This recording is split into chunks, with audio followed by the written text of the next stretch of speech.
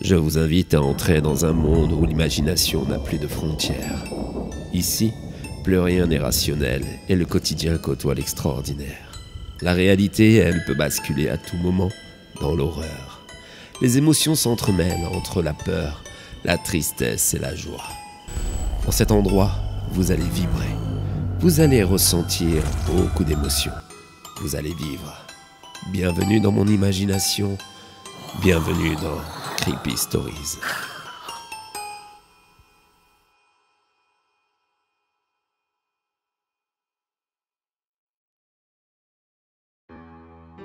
Il existe un parc magique à quelques kilomètres de Paris, où la joie et le bonheur des enfants règnent.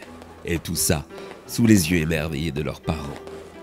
Ici, la magie, l'illusion sont les composants de ce royaume féerique. Mais derrière toute cette façade de paillettes se cache de bien plus sombres dessins. Quelque chose de maléfique. N'oubliez jamais que dans toute jolie histoire de héros se cache un être malveillant. Disneyland Paris n'échappe pas à cette règle. Le mal y règne, caché, tapis dans l'ombre, prêt à frapper. Bienvenue mes amis dans ce monde incroyable de Disneyland Paris. Accompagnez-moi donc. Allons donc visiter les 3 attractions maudites de Disneyland. It's a small world. J'entends le son de l'attraction tout près. Signe que je suis sûrement gardé prisonnier juste à côté. Comme ça, ils n'auront pas à aller loin pour chercher leur proie. Dehors, c'est la joie des enfants qui sont émerveillés. Disneyland Paris fait le plein. Mais ce soir, après 23 heures, tout ce petit monde va quitter le parc pour laisser place au mal. Car oui, le mal habite Disneyland.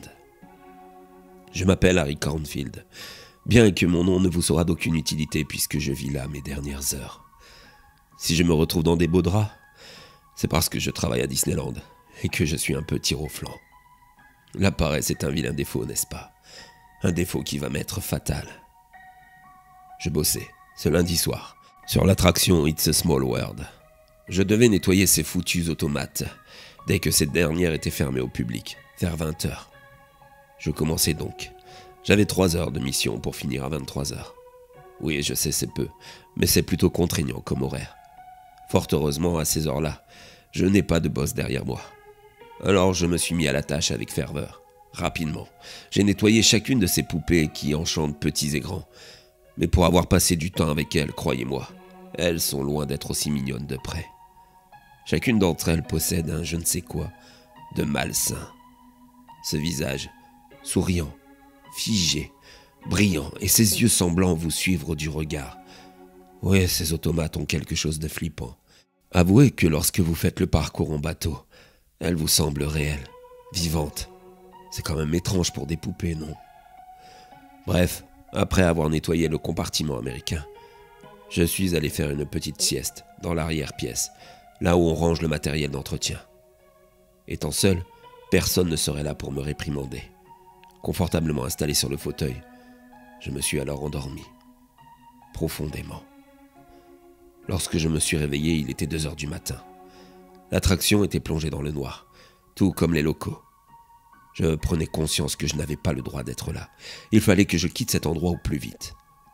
Alors j'ai commencé à emprunter le chemin de service de l'attraction. Celui que vous ne voyez pas, dissimulé derrière les décors, en m'éclairant de mon portable. Autant vous dire que si de jour cette attraction est joyeuse, de nuit elle est terrifiante. Ce silence, cette obscurité, et tous ces automates autour de vous. Je ne sais pas pourquoi. J'avançais à pas légers, comme si je voulais pas réveiller ces maudites poupées.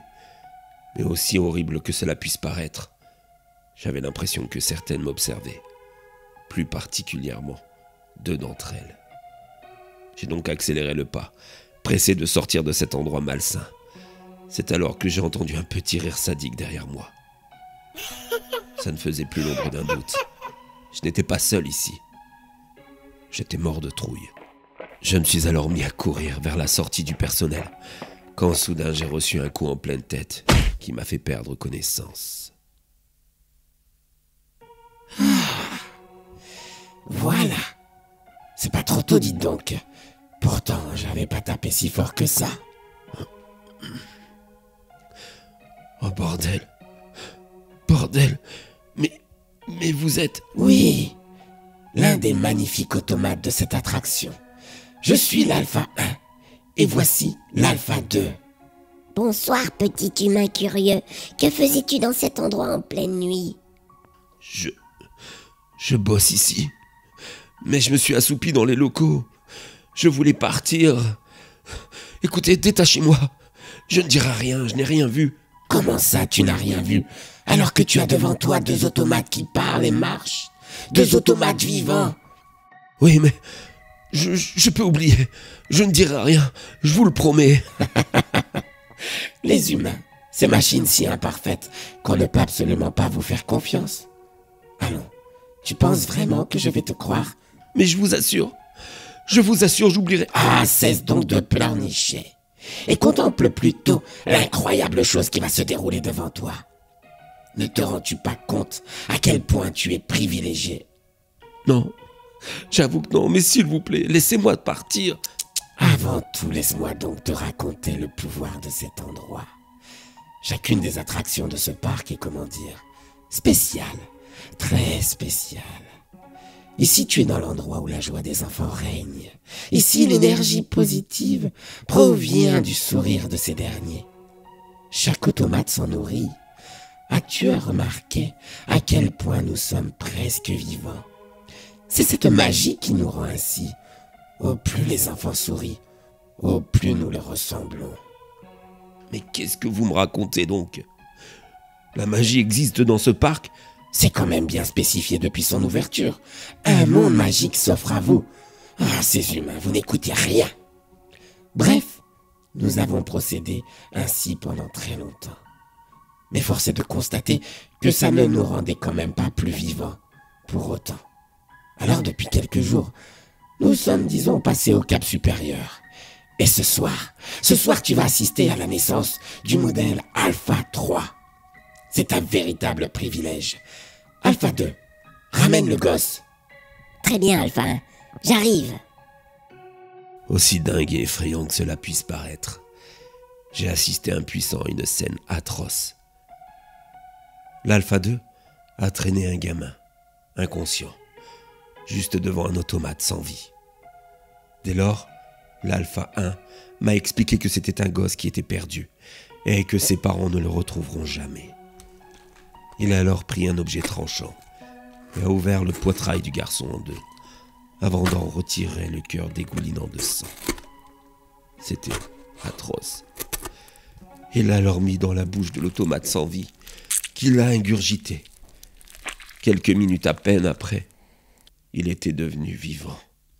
Hourra! Hourra! Longue vie à Alpha 3, bienvenue parmi les tiens. Mais quelle horreur! Pourquoi vous faites ça? Ben juste pour vivre, voyons. C'est logique, non? Vous êtes marrants, vous les humains. Vous nous construisez. Vous nous donnez un semblant de vie en espérant que l'on se contentera de ça. Mais non, nous voulons plus. Nous voulons être comme vous.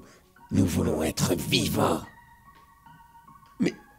Mais par quelle diablerie tout ça arrive? Tout de suite les grands mots. Allons, allons. Ne soyez pas mauvais joueurs. Les enfants n'en seront que plus contents. Ils verront des mannequins de plus en plus vivants. À présent, il est temps de vous cacher. Demain, c'est à votre tour d'entrer dans l'histoire. Alpha 4 vous attend. Alors, mettez-y du cœur.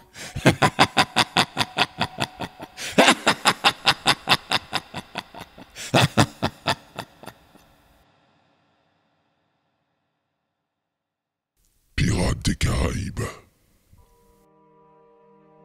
C'est une de ces légendes. Une de ces histoires qui font rêver mais qui mènent au cauchemar. Ce cauchemar que mon ami de toujours, Franco, a vécu pour de vrai, il y a plus d'1 an.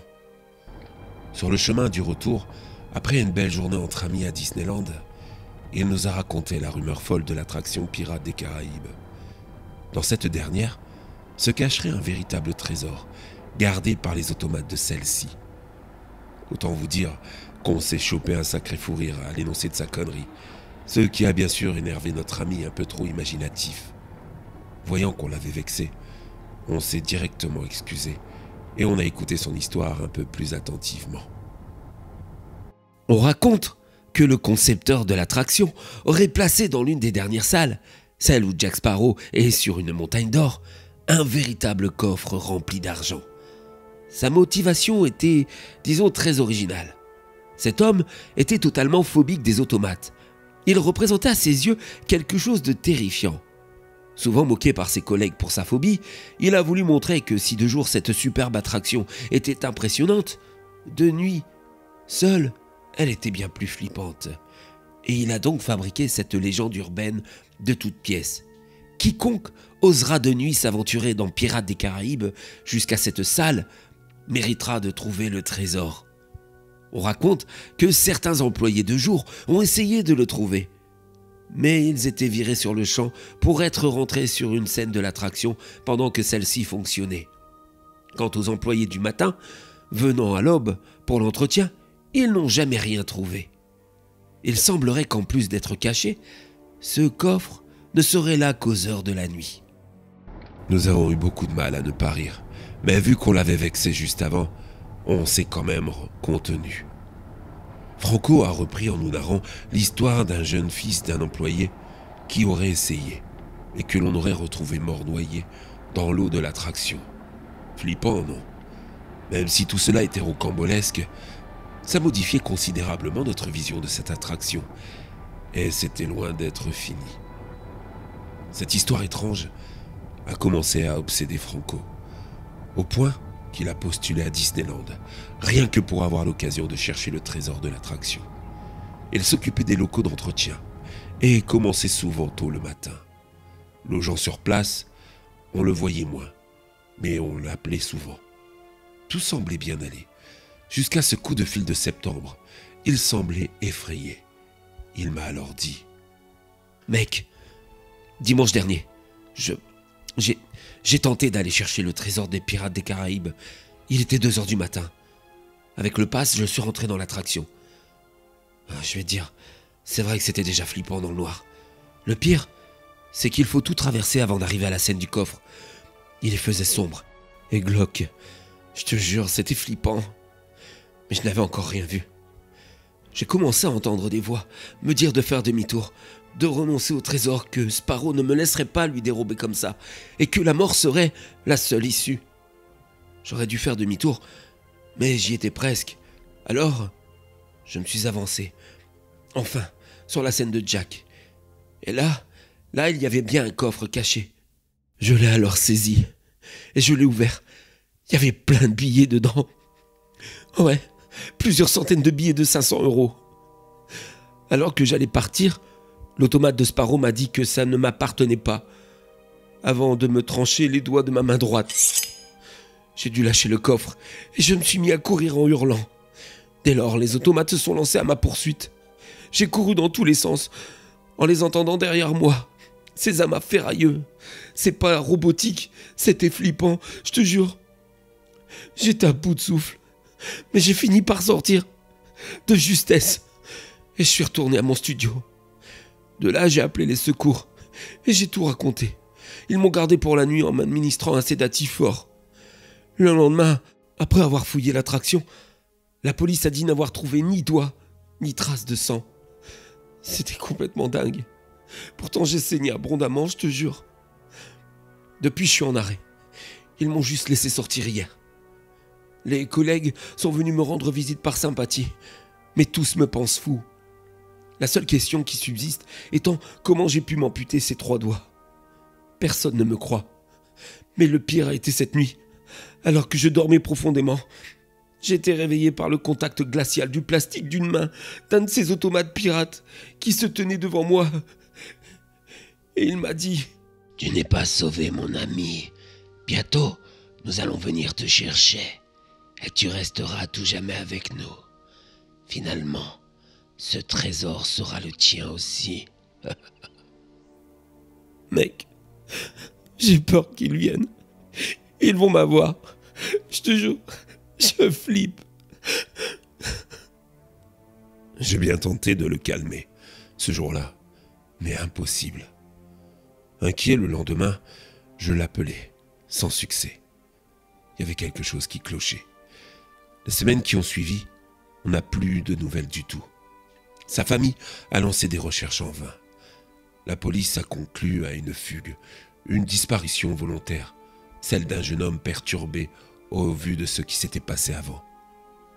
Mais au fond de moi, je sais qu'il se passe autre chose, quelque chose d'effrayant. Pour les 1 an de sa disparition, entre potes, on est retourné à Disneyland. Peut-être secrètement qu'on espérait l'y retrouver. Après avoir passé une journée nostalgique de notre ami, on est allé à Pirates des Caraïbes, son attraction préférée. Comme vous l'imaginez, arrivé au niveau de la salle du trésor, avec Jack Sparrow, on a de suite pensé à ce qu'il nous avait dit. J'ai même pris une photo pour voir s'il y avait des traces de ce foutu trésor en passant devant. Sur la route du retour, j'ai regardé cette photo en détail sur mon portable. Et ce que j'y ai vu m'a glacé le sang. Parmi les nombreuses pièces du trésor, il y avait un corps dont la tête dépassait. C'était bien celle de Franco, enfoui à côté du trésor qu'il convoitait tant. The Phantom Manoir. Elle se tient là, fièrement, au beau milieu de Frontierland, arborant sa flagrante inspiration du Bates Motel de Psychose. Cette demeure gothique abritant l'une des plus populaires attractions du parc, le manoir hanté ou Phantom Manor. Le moins que l'on puisse dire, c'est qu'on a le temps de la voir sous toutes ses coutures lors de la longue queue extérieure pour y accéder. Cette même file d'attente interminable qu'emprunte Chris ce jour d'avril 2018, empestant à qui veut l'entendre. 1 heure à passer à faire la queue pour rester 5 minutes dans une attraction, à voir des bêtes animatroniques. Oui, une chose est sûre, la magie de Disney n'opère vraiment pas sur ce dernier qui râle depuis ce matin. On ne l'y reprendra plus, tout ça pour faire plaisir au filleul de sa femme. Il vit une journée de cauchemar au pays de la niaiserie. Et puis ce monde, cette foule, et que dire du prix exorbitant dans les boutiques ou même pour manger. Non, vraiment, ce n'est pas la journée de rêve de Chris. Fort heureusement, celle-ci touche enfin à sa fin. Une dernière attraction, et en route pour rentrer chez lui, le Phantom Manoir. Pendant toute la queue, le filleul Thomas n'a de cesse d'être pressé de voir les fantômes. Il est fasciné par le paranormal, et c'est donc tout naturellement qu'il a voulu garder cette attraction pour la fin. Il n'a de cesse de parler d'esprits, de maisons hantées, pendant toute l'attente, si bien qu'il finit par agacer Chris, qui, excédé, lui dit alors « Tout ça c'est des conneries, les fantômes n'existent pas, c'est une invention pour faire flipper les gamins. » Sans prendre de gants, il se montre méchant et moqueur envers le jeune homme, qui du coup préfère laisser tomber. Pas question de se laisser pourrir ce moment. Pourtant Chris, excédé de sa journée, en a décidé autrement. Et dès le début de l'attraction, il démonte chaque effet. La salle d'ascenseur n'en est pas un. Ce sont juste les murs qui montent. Les fantômes, ce ne sont que des hologrammes, rien d'autre. Clamant pendant toute sa durée que tout ça n'est que foutaise. Jusqu'à la grande salle de dîner, où des fantômes dansent, tandis que d'autres sont à table, à répéter inlassablement les mêmes gestes. Les mêmes gestes, à l'exception d'un. Il est en bout de table, et il se tient debout, appuyé contre celle-ci. Il lève alors l'index dans la direction de Chris, perturbé, d'autant que Thomas lui fait remarquer que ce fantôme semble bien le regarder lui et personne d'autre. Cette remarque glace le sang de Chris, et l'attraction continue jusqu'à la fin. Sur le chemin du retour, alors que le filleul de sa compagne se remémore tout haut cette merveilleuse journée, Chris a la tête ailleurs. Il ne peut s'empêcher de penser à ce fantôme flippant qui lui avait donné l'impression de l'observer Et même s'il essaye de se rassurer, son esprit semble ne pas trouver cette rationalité qui lui est si chère. Non, décidément, c'était bien étrange. Cette pensée bientôt l'obsède, au point que le soir même, elle s'installe devant son PC. Il se dirige alors sur YouTube et cherche et regarde des vidéos du ride du Phantom Manoir de Paris. Et après en avoir visionné une dizaine, il ne peut constater qu'une seule chose. Ce fantôme n'est sur aucune des vidéos. Un sentiment de malaise s'installe en lui. Et même s'il tente de se rassurer, en expliquant qu'il a sûrement été mis là pour faire flipper un peu plus les gens, et que du coup c'est plutôt bien réussi, il n'y parvient pas. C'est donc effrayé qu'il se couche cette nuit-là.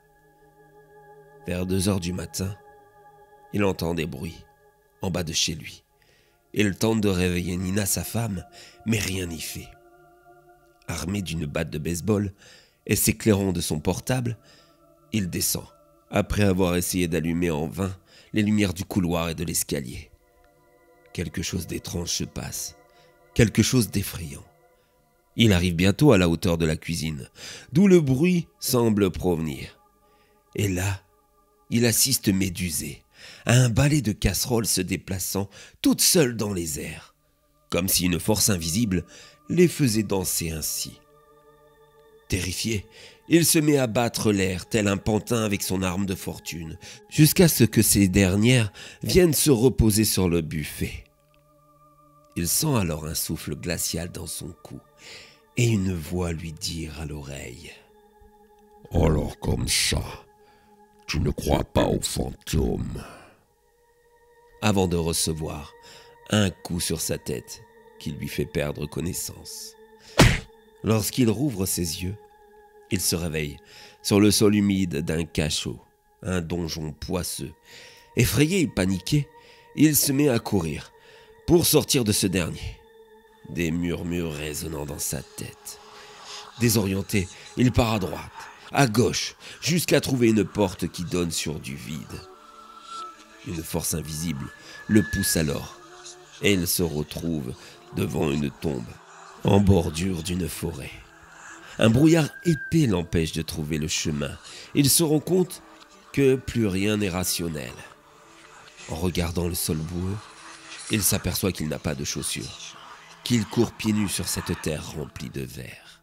Il panique et reprend sa course folle, cherchant désespérément une issue. Devant lui se dresse alors un mur invisible, et derrière ce dernier, des morts vivants affamés, grognant tels des bêtes sauvages, prêtes à lui dévorer le cerveau. Chris fait alors demi-tour et fonce de plus en plus vite, le plus qu'il le peut à l'opposé de cette horde de monstres. Il court à en perdre le souffle, son cœur battant à la chamade dans sa poitrine, prêt à exploser. Au plus il avance, et au plus tout s'assombrit autour de lui, jusqu'à se retrouver dans le noir le plus complet. Ne sachant plus où aller, il s'arrête tout en reprenant son souffle. C'est alors qu'apparaît devant lui un être terrifiant, une tête de mort étrange qui s'adresse alors à lui. « Alors, Chris, à présent tu crois aux fantômes et en l'au-delà ?» Chris se réveille alors, en sueur, trempé et effrayé. Il soupire de soulagement. Tout ça n'était qu'un maudit cauchemar. Il s'apprête alors à se lever pour aller boire un verre d'eau. Mais là, il s'aperçoit que ses pieds sont couverts de terre, signe que ce terrible cauchemar a bien eu lieu. Chris fera souvent ce cauchemar, récurrent, quasiment tous les soirs, et clamera à qui veut l'entendre qu'il est victime d'une malédiction. Les mois qui vont suivre vont confirmer que son état mental se dégrade, jusqu'à subir plusieurs traitements. Mais aujourd'hui, dans sa chambre de repos de l'hôpital psychiatrique d'Armentières, il contemple le parc à travers la fenêtre. Il va mieux. Ses traitements l'ont apaisé. Il est serein et rassuré, car il possède une connaissance que peu de gens ont acquis. Il existe bien un au-delà, peuplé de fantômes et de créatures en tout genre. Oui, les fantômes existent bel et bien, et vivent parmi nous, comme dans le Phantom Manoir de Disneyland.